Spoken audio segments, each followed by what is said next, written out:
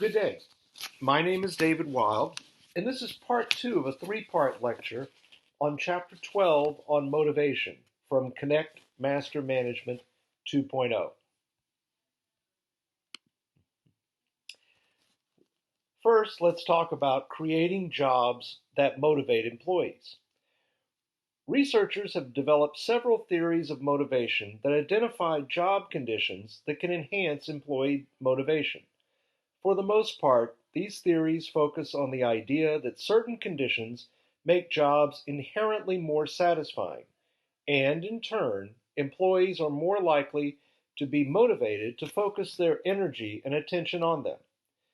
These theories are important because they suggest how managers can create or design jobs in a way that will tend to enhance motivation and, in turn, the overall effectiveness of employee performance.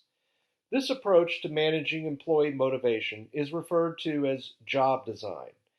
Now, within this perspective, the two most prominent theories are Hertzberg's two-factor theory and the job characteristics model. In this section, we will discuss Frederick Hertzberg's two-factor theory, one of the earliest efforts that explored how job conditions serve as motivating forces. Although this theory considers individuals' needs and shares many similarities with the needs theories we discussed earlier, it shifts in focus to the features of the job as influencing people's motivation.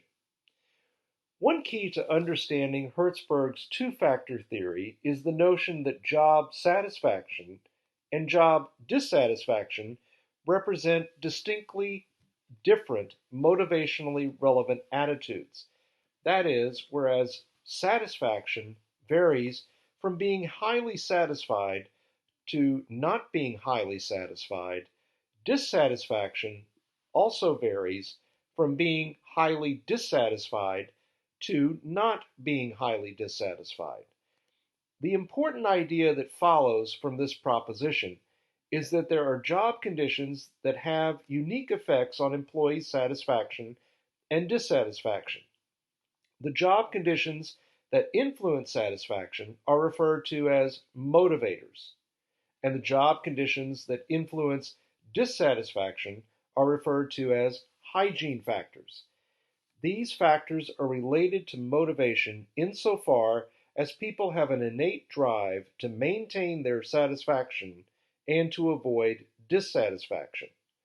So, in going into some depth on motivators and hygiene factors, motivators are aspects of the tasks and duties employees perform that make them feel satisfied with what they are doing. Motivators are aspects of the work itself that relate to people being satisfied or not being satisfied with their work. When these aspects of the work are present, people will tend to be more satisfied and to maintain their satisfaction. They will tend to focus more of their attention and energies on their work. In contrast, hygiene factors are conditions in the work environment that, if they were improved, would reduce dissatisfaction. Examples include the quality of managerial supervision, the physical surroundings of an office environment, and company policies. Next, in talking about creating jobs that motivate employees, we'll talk about the job characteristics model. Building on the general idea that work conditions may serve as a source of employee motivation, Richard Hackman and Greg Oldham developed the Job Characteristics Model, or JCM, which explains why and under which conditions different features of the jobs are related to individual motivation and job attitudes and behaviors, as depicted in Figure 1, which you see on your screen. Their model proposes that as long as the work context is generally satisfying and individual employees possess job-related knowledge and skills and value opportunities for personal growth, the motivation potential for a job can be enhanced with 5 core job characteristics that elicit 3 psychological states. For employees who are generally satisfied with working conditions, have the knowledge and skills to perform their jobs, and desire challenge and personal growth. In speaking to job characteristics, Hackman and Oldham's job characteristics model proposes there are 5 core job characteristics that drive a job's motivation potential. In general, higher levels of each characteristic are associated with greater motivation potential for that job. The first is skill variety.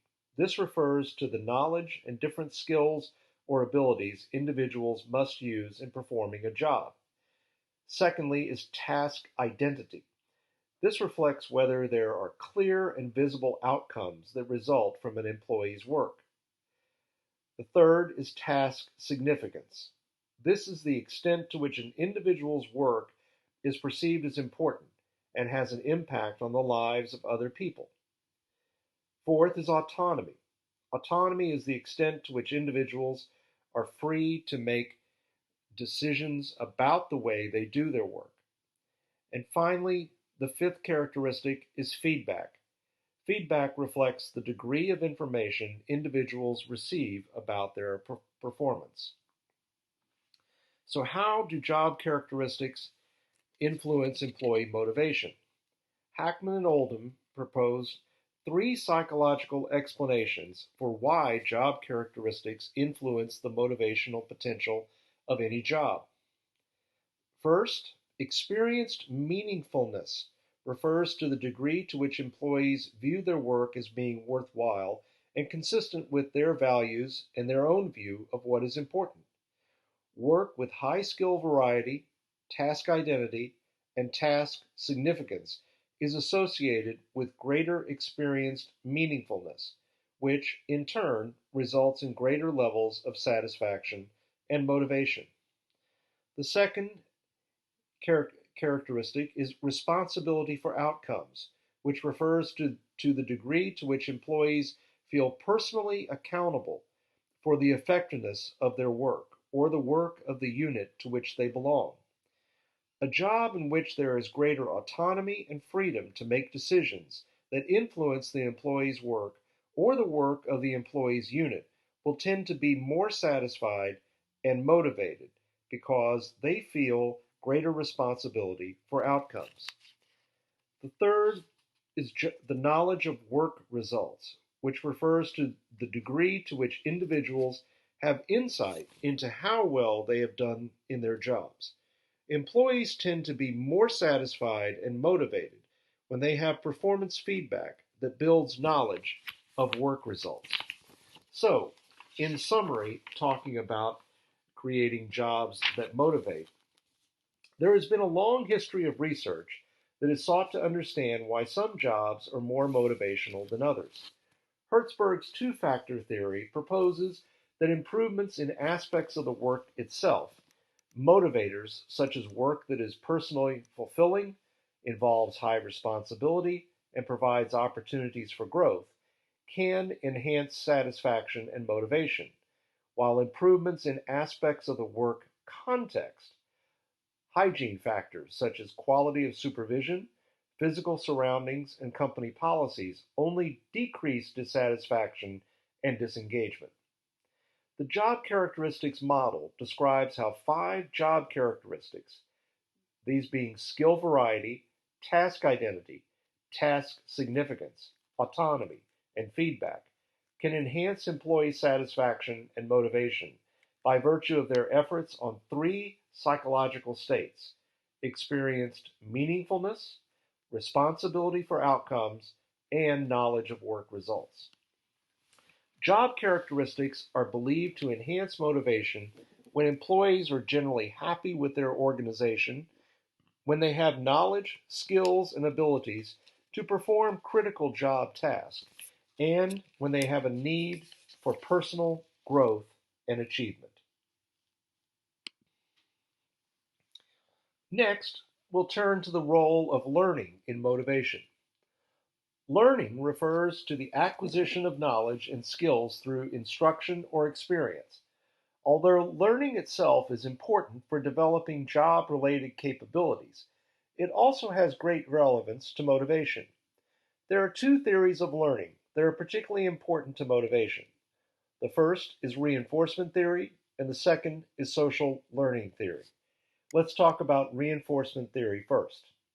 One of the world's most famous psychologists, B.F. Skinner, argued that behavior is a function of consequences. This idea, as outlined in reinforcement theory, means that when someone engages in a behavior and then receives some form of reinforcement, such as an award or a penalty, the individual comes to form an unconscious association between the reinforcement and the behavior. Over time, the individual is more likely to repeat or to not repeat the behavior as conditioned by reinforcements. According to reinforcement theory, there are four primary types of reinforcement. The first is positive reinforcement, the use of a favorable consequence to encourage desirable behavior. The second is negative reinforcement, the removal of an unpleasant consequence to encourage a desirable behavior.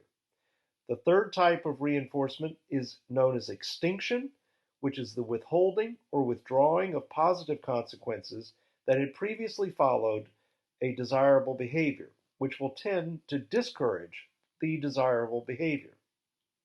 And finally, there is punishment, the application of negative consequences to discourage undesirable behavior. Managers in many organizations apply reinforcement theory to improve employee performance. Organizational behavior modification, known as OB-MOD, is a widely used and effective managerial practice involving reinforcement theory.